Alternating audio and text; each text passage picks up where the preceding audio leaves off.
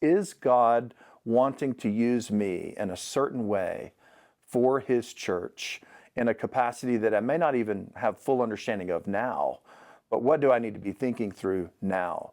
And how can I be prepared for it later? And what is the distance between those two things? Hi, my name is Justin McClendon. I'm a professor of theology at Grand Canyon University and Grand Canyon Theological Seminary. I want to talk to you for a moment about calling to ministry, which is one of the most important conversations our students have all the time. And there are a lot of ways to think about the topic.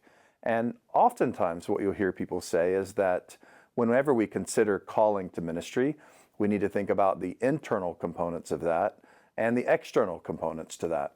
By internal, we mean, how are we feeling about this? What do we sense God is doing in our own heart and in our mind?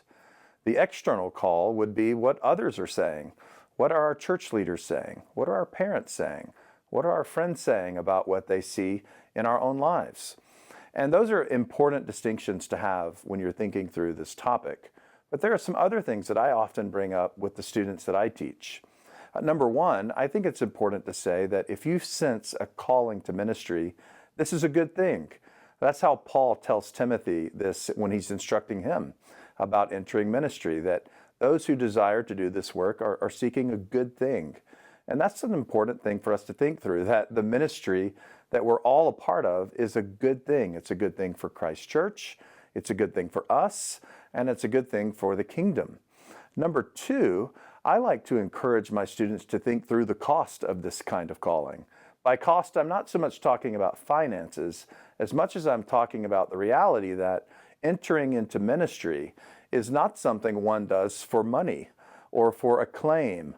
It is instead a calling to serve others. And that's the kind of thinking that we need to have on the front end of thinking about calling into ministry. What will this cost me? What will this do for my future, for the future of others?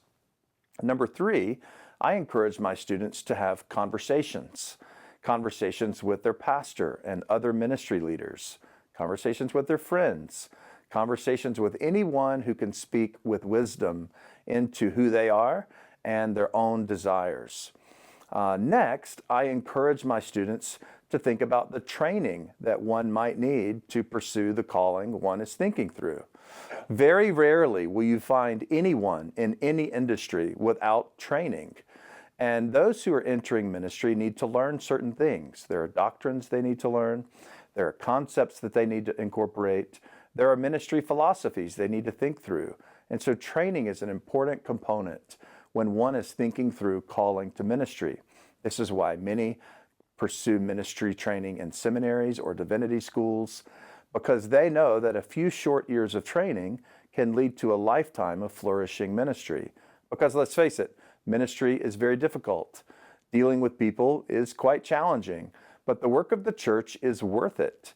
And if you're being called to ministry, I would encourage you to think through these things: the internal, the external, the cost of such a thing, the conversations you need to have, and the training you might need to pursue in order for you to pursue the calling God has placed on your life.